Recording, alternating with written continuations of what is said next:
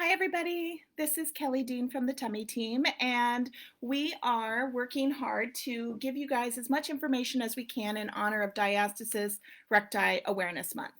And we're doing these weekly Q&As based on questions that you guys have sent in about specific topics.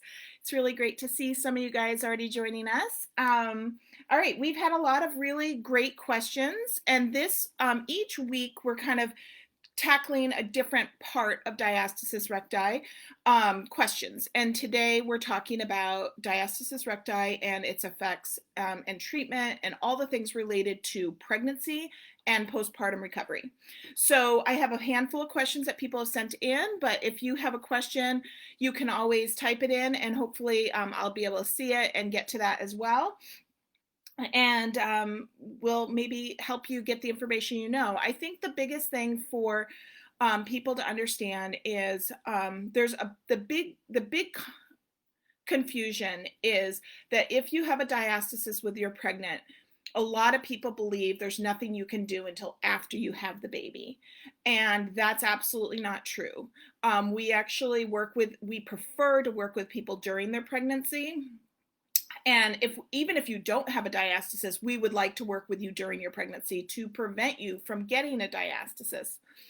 But diastasis recti is a part of functional core weakness, and prenatal functional core weakness can contribute to a ton of aches and pains, instability, and a lot of problems during pregnancy. And it can also lead to a lot of issues during your labor, delivery, your birth, and your birth recovery. So addressing it during pregnancy helps us to get those muscles really strong for what it needs to do to hold the baby in the best alignment, to hold your body in a very stable place, and to prepare the muscles that are most used during the laboring and birth process, your core and pelvic floor muscles, to be strong and connected, and that you're aware of where those muscles are going into the labor, so your birth and birth recovery can be better. And a lot of it's about connection and coordination more than strength. The uterus actually pushes the baby out, but these muscles, your core muscles that wrap around, support the uterus. The pelvic floor muscles support all your organs and support the baby, and have to open up to allow the baby to pass through the birth canal. That takes a lot of connection and coordination. And even though our bodies are designed for birth, we in our culture are usually really disconnected from how our bodies function, and then maybe we're in poor postures and poor alignments, and maybe have some past birth trauma or other trauma that make it very difficult for you to know how to help your body have the best birth experience and birth recovery that you can have. So that's one of the things we do here at the Tummy Team. And so the first thing I wanted to address is that, yes, and if you can get help during pregnancy, get help during pregnancy. And because we have online programs for all different circumstances, you can get help during pregnancy. Even if you don't have somebody near you that does this work, you can get help, because we have our 6-week prenatal core training course. We have our crash course, which honestly could be done in one day if you needed it to be. If you only even have like a weekend before your birth, it's important to have that information. And then we also have a C-section course. And then we have postpartum courses as well. But if we can see you during your pregnancy, you'll see a huge difference. And you can go to our website and look at reviews and kind of stories from some of our clients' testimonies, so you can see that it's really fun to hear how other people have had really cool experiences. Okay, so I'm going to get to our questions. And like I said, if you have additional questions, please go ahead and post them and I'll see what I can do. All right, the first question is from Allison, and it says, can a significant diastasis necessitate a C-section? Not necessarily. I've seen people with really severe diastasis still be able to have a vaginal birth. So it's not completely correlated. But what you do need to recognize is that when you have a severe diastasis, your abdominal wall is separated. And so if this is your back and here's your baby, and here's the womb. And the muscles are supposed to wrap around, kind of supporting baby, so they're in an alignment where the head is going straight down and the back kind of rounds, and then they can kind of come straight down through the birth canal. And if you have a really wide separated abdominal wall, what tends to happen is the baby kind of can fall forward out of optimal fetal alignment. That can make you have a lot of difficulties in labor. It can make it so you have kind of what we call a prodromal, or what they call prodromal labor, where it kind of stops and starts for a really long time. You can have really ineffective contractions. You can get to the point where you've been laboring for a really long time, and then you have to push, and you are so tired you can't even activate the muscles that need to help you in that situation. So there's the separated abdominal wall, the significant diastasis can definitely impair your labor. And as a result, sometimes when you have a lot of stalls in labor, a lot of delays in labor, or a lot of difficulty, that can lead to a C-section. So, you know, it's not necessarily, yes, you have a diastasis, you're going to have a C-section, and it's not definitely something that you have to plan to have a C-section. But I can tell you that if we can get some core connection and core strength, it'll help with fetal alignment. It'll help with the coordination between your core and pelvic floor for pushing. And it will help a ton with your body having the endurance for the marathon of labor. All right. All right. Second question from Allison. Can a DR hold steady and not get worse during pregnancy? Absolutely. Actually, a DR can actually get better during pregnancy in some cases, in many cases. So pregnancy, there's a lot of factors of why you have a diastasis and why it might be worse during pregnancy or worse during like a consecutive pregnancies, like not your first pregnancy. And one of the things is if you've had kind of a stretching in the past, your body is more susceptible to stretching again. The hormones of pregnancy increase the laxity of the connective tissue, and the linea albia, the line that runs down your abdominal wall, is connective tissue. So it naturally stretches some. But what's going on is if the connective tissue is stretching and your abdominal wall has no strength, or you're not connected, or you're in poor postures, or you're using movement patterns that push out and brace, you may inadvertently be keeping your diastasis from getting stronger and making it worse by some of your movement patterns.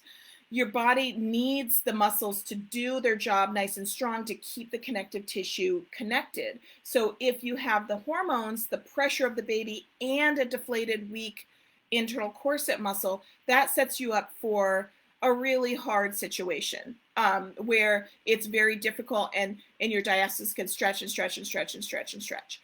But I've seen people go from like starting out in, like when I start seeing them at maybe 14 weeks and they already have like a 6-finger wide diastasis, we can get them down to like a 3 or a 2 by the end of their pregnancy. And then it may feel a lot worse than that right after birth.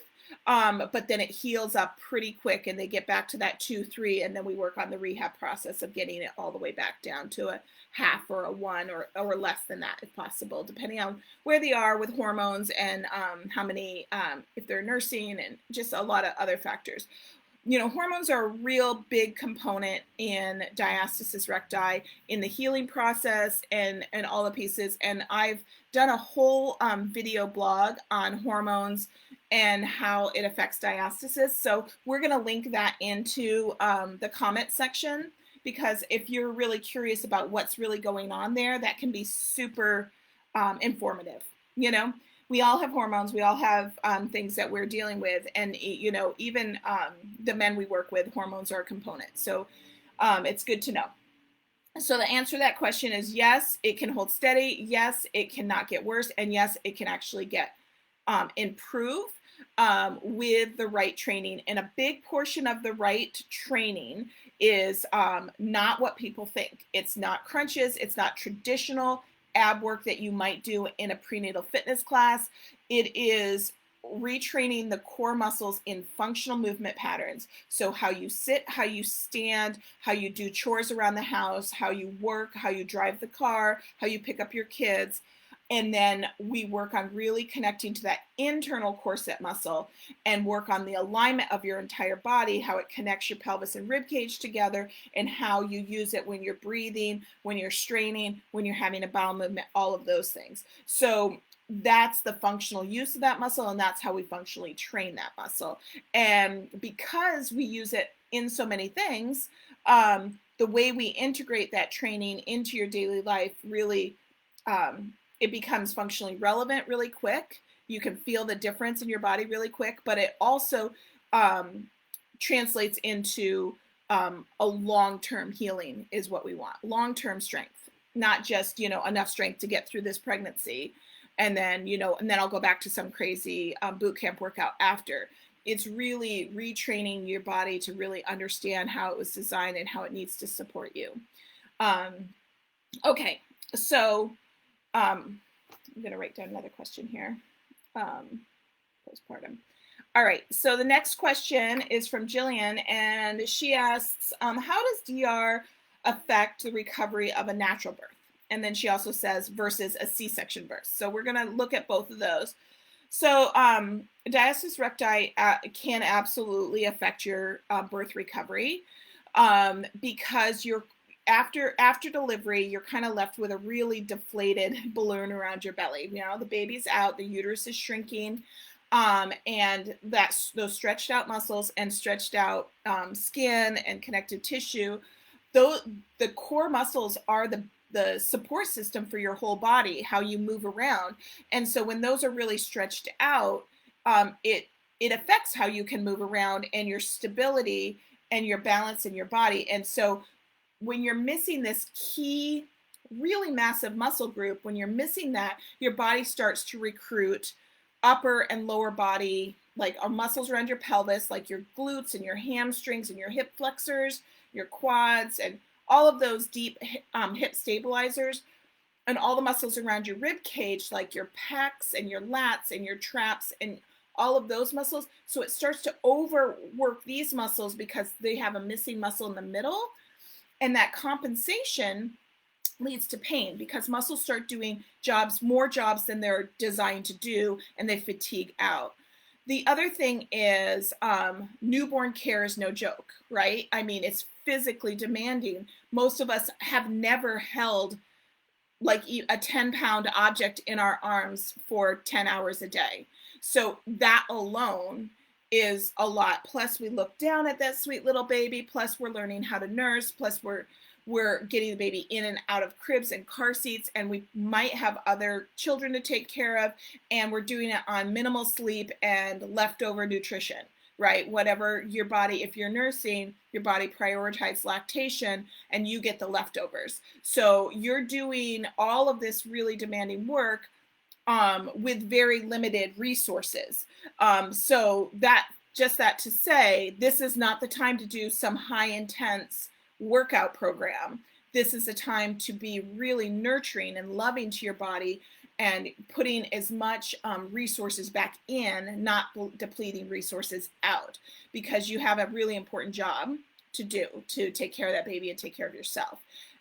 So when you have a significant diastasis after birth and you're having to do these physically demanding things with limited resources, that diastasis starts to cause a lot of problems. It can cause digestive problems. It can contribute to postpartum prolapse because there's no support in the core, so the organs drop down into the pelvic floor, right? So there's a lot of things about that, okay? So the good news is even if we didn't get to see you prenatally, if we can see you postpartum, like the cool thing about our prenatal program is we give you an initial postpartum plan that you start thinking about before that even happens. Because a lot of times we can't even get out of that birth fog until 6 to 8 weeks. And then we start thinking, okay, oh, my back's really hurting. I need to do something about that. But really, if we could give you a plan for those first 6 to 8 weeks, that's not really time consuming, but really just helps what you're already doing be better. And that's what we do. We give you those things initially.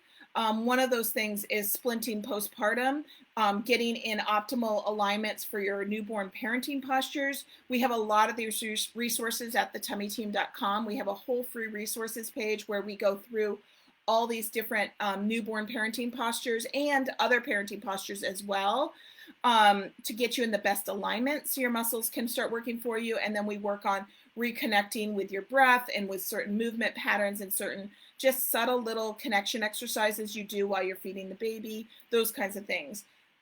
So even though it can really affect your recovery, there's really straightforward things that you can do to make it better. So if you're hurting and you're struggling, don't power through, get help, and we're here to help you, okay? And we can make it as simple in the beginning as is needed, all right? So how does it affect C-section recovery? It's pretty similar. The big difference with the C-section is you have the incision, and so you want to really minimize any pushing out of your belly on that incision. And when your core is weak, our strategy is often this kind of thing that we do. We kind of heave ourselves out and we hold our breath, and some of that stuff can really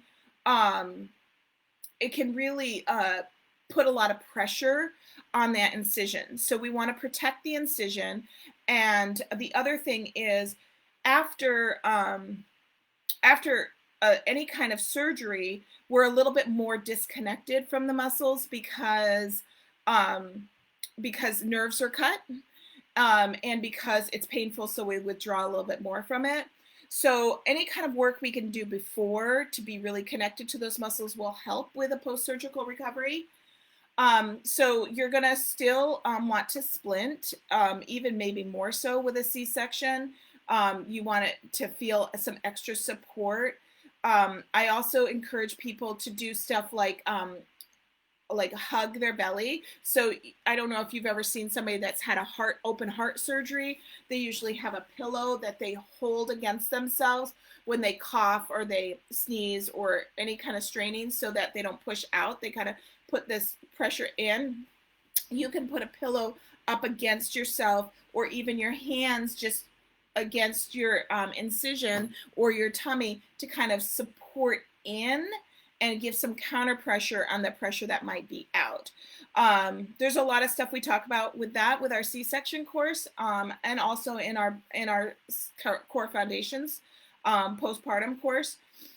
So it's really you're still going to do all the same things after a C-section. The big thing is you just want to protect the incision.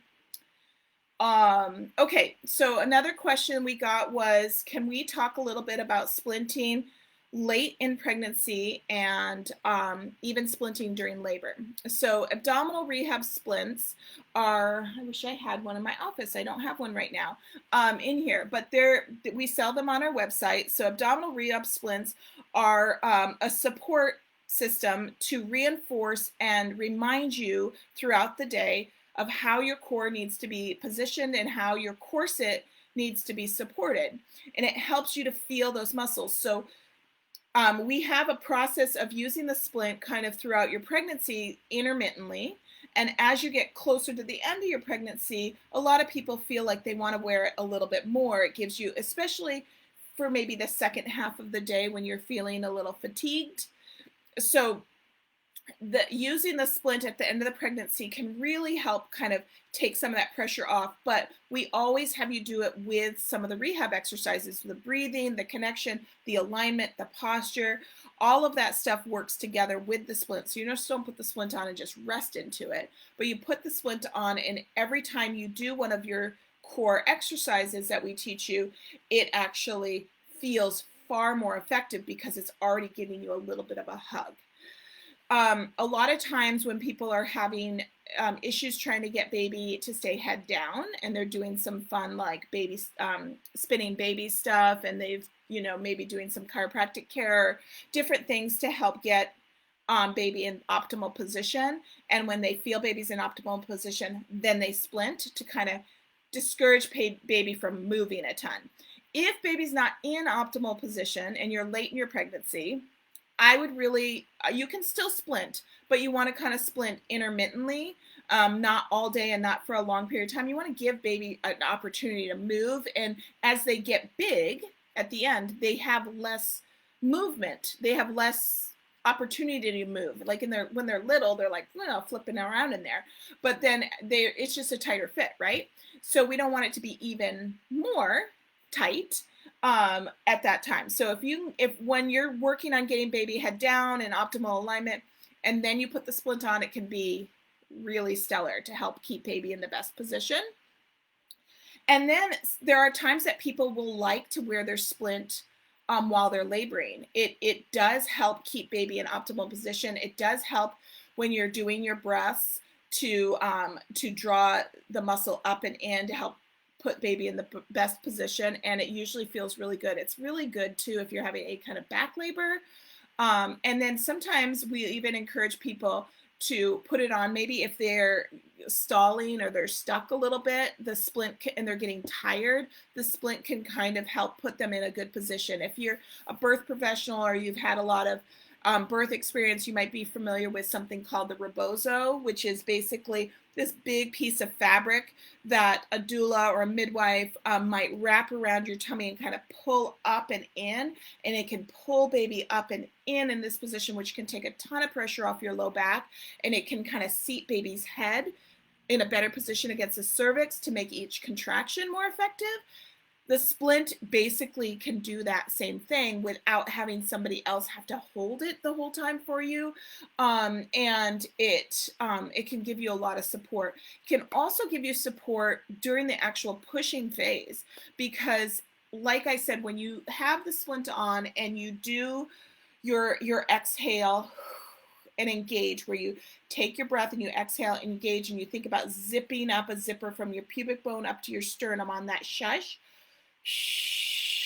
the tummy comes around and comes in. When you have that splint on, it's going to feel even more effective.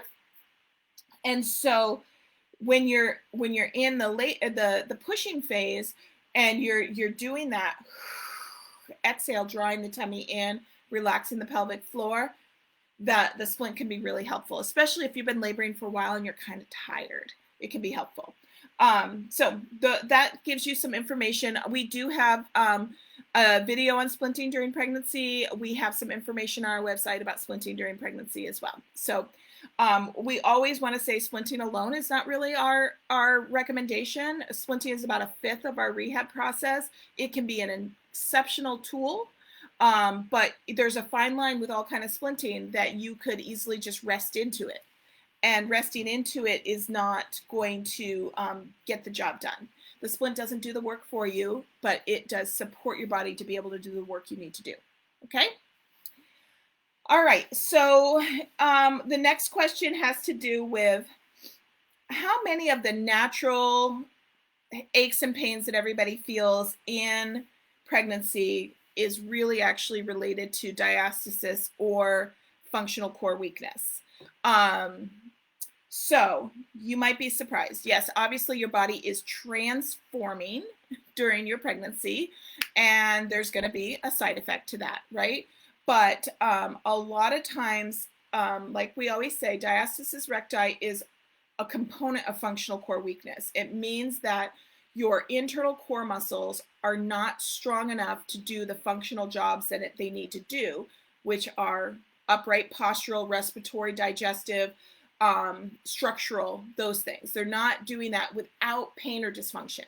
So low back pain, upper back pain, sciatica, SI joint instability, pubic symphysis pain, pubic symphysis instability, belly button pain, rib pain, pain right down this midline of your abdominals. What else? Intestinal tract, like constipation and like bloat and gas and stuff, pain, and even some pelvic floor pain can all be related to diastasis and functional core weakness. So those are all things that are connected.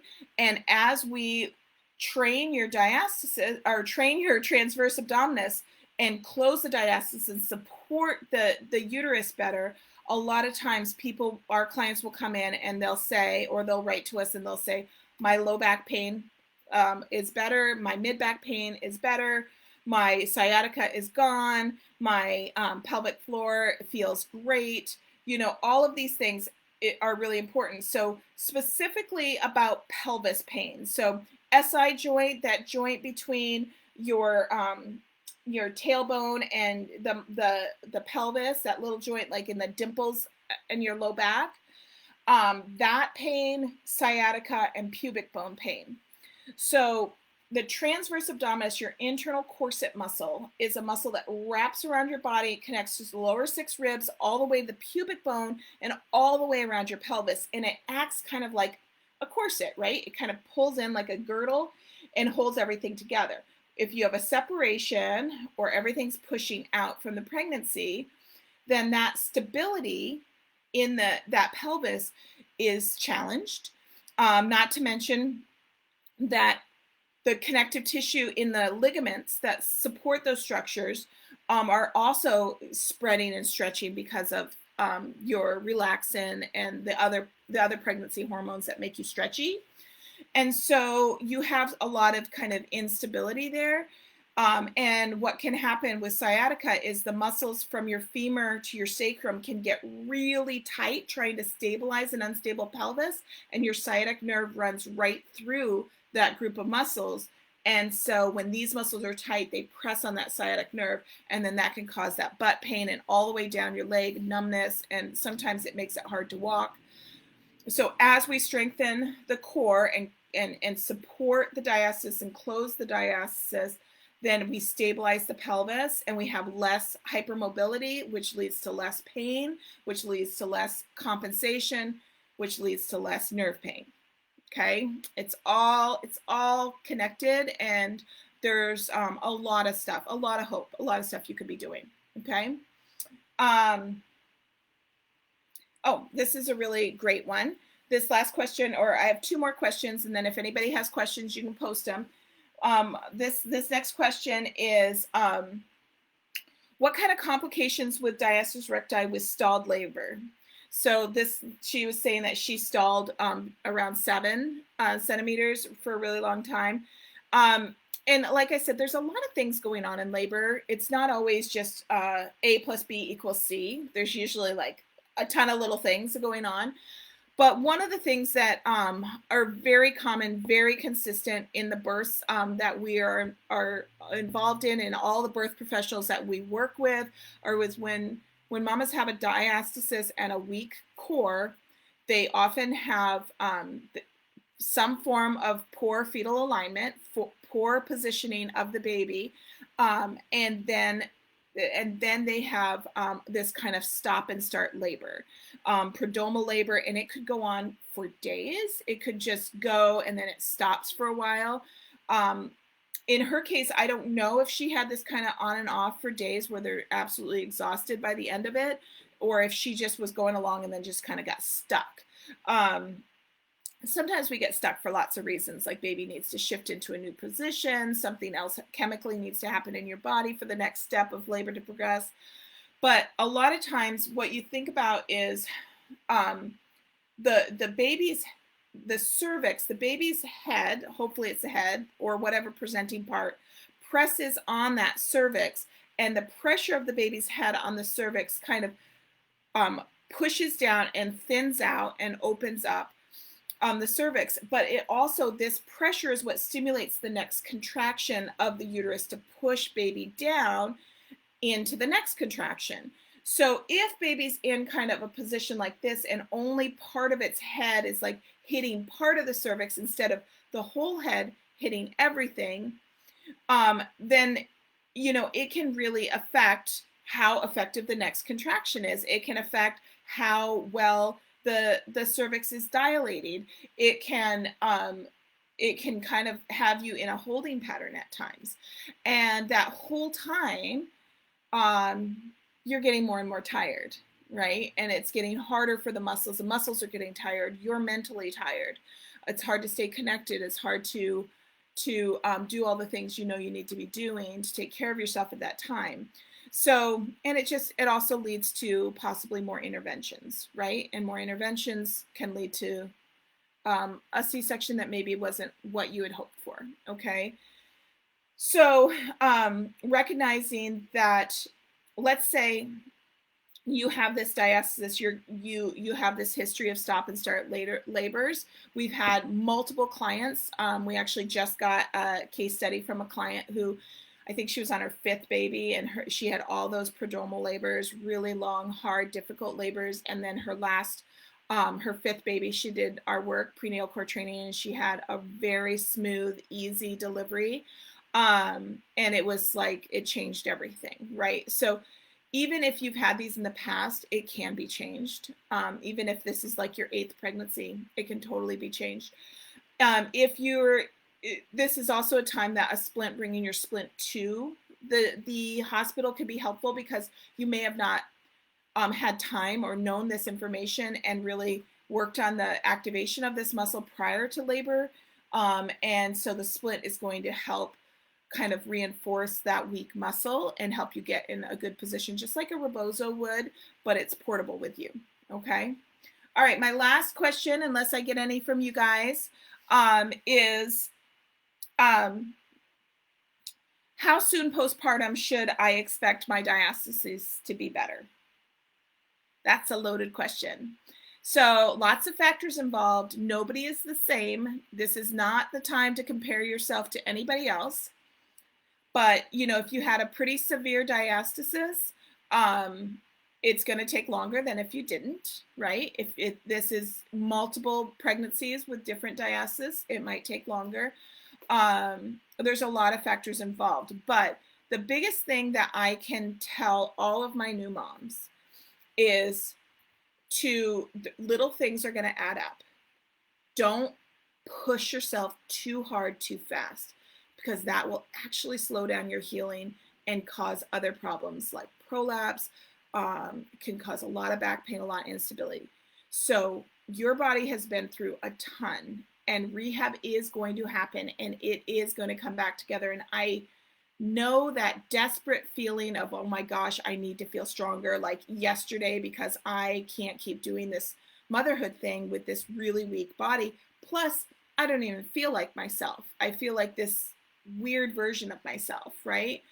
And that can all be really, really hard to handle. And we can kind of be desperate and urgent and kind of make reckless decisions. And we can also shame ourselves a lot.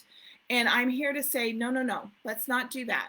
Let's be very gentle and nurturing with yourself and allow your body to heal.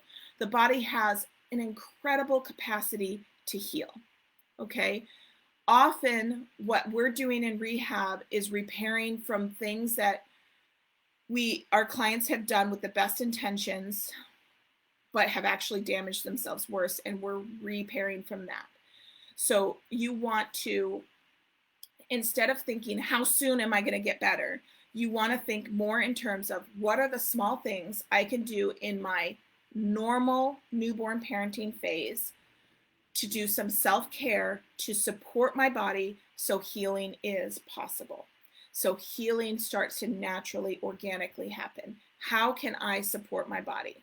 Okay, so the first thing is getting yourself into optimal positions for nursing, for how you get in and out of bed, how you pick up the car seat, changing table, not on the floor, not on the bed, trying to be in elongated, lean bean, string bean, not kidney bean postures as much as possible. Set yourself up a nursing throne. We have a whole section on how to support yourself best with nursing. And I know there's a lot of controversy. People want to lay down. I'm not talking about that. I'm talking about this hunched over thing that people do for years that puts your body in a position where the core cannot heal in that collapsed position. So supporting the baby and supporting yourself. Changing table gets you upright and elongated instead of bending over. Splinting initially so you can really connect to those muscles. Some abdominal massage to get blood flow and love and connection and energy into that spot so toxins are flushed out and nutrients are coming in. We love our belly balm that we sell here. Very, very good to nurture and love that area where most people don't want to touch it because it's not their happy place. Not touching it leads to disconnect. But you also don't want to be grippy and mean. You want to be gentle and kind. And then starting out with the belly breath, the transverse holds, the basic things to just connect. Not starting fitness too soon, not wearing the baby for hours and hours and hours, not going on hikes 2 weeks after, not powering through pain, really looking at how you can getting as much nutrition as you can, as much rest as you can. Nutrition and rest are going to be the key things that help your body heal. And they're often the things we just neglect, right? We just power through. So sleep as much as you can, rest as much as you can, and put yourself in the best positions possible to connect and recoordinate those muscles, and healing will happen. Okay? So if you're not familiar with what we do at the Tummy Team, please check out our website. We have a ton of resources there. Our goal is to help people understand what's going on in their body, validate what's going on, and then give you resources. So we have tons of free resources, tons of education. This is your body. If you don't understand what's going on, it's very hard to help yourself. All right? The other thing we offer is online rehab programs. The Tummy Team's been doing online rehab for the last 9 years. It's incredibly effective. We have 3 prenatal programs: prenatal core training, prenatal crash course, and core preparations for a planned C-section. We also have 2 postpartum. We have core foundations, which is what we recommend for most people. And then we also have floor of your core. If you've done core foundations in the past, and you have mostly pelvic floor issues, you can do floor of your core. But usually core foundations postpartum is what we recommend. And then we do have a floor of your core add-on course that you can add on if you still have some lingering pelvic floor issues. So that is a lot of information. I hope it was helpful. We'll add a couple of links to our free resources, to our hormones video, to our fetal alignment video. And, check out what we have at the Tummy Team. We're here to help you, and we'd love to support you guys. All right? Thank you for sending your questions. Next week, we're doing another Facebook Live on Tuesday at 11:30, and it's going to be Diastasis Recti and men. We have a awesome men's program, and there's a lot of information that men don't know that we are going to help you get that information next week at 11:30. All right, thanks everybody. Okay, we'll see you later. Okay.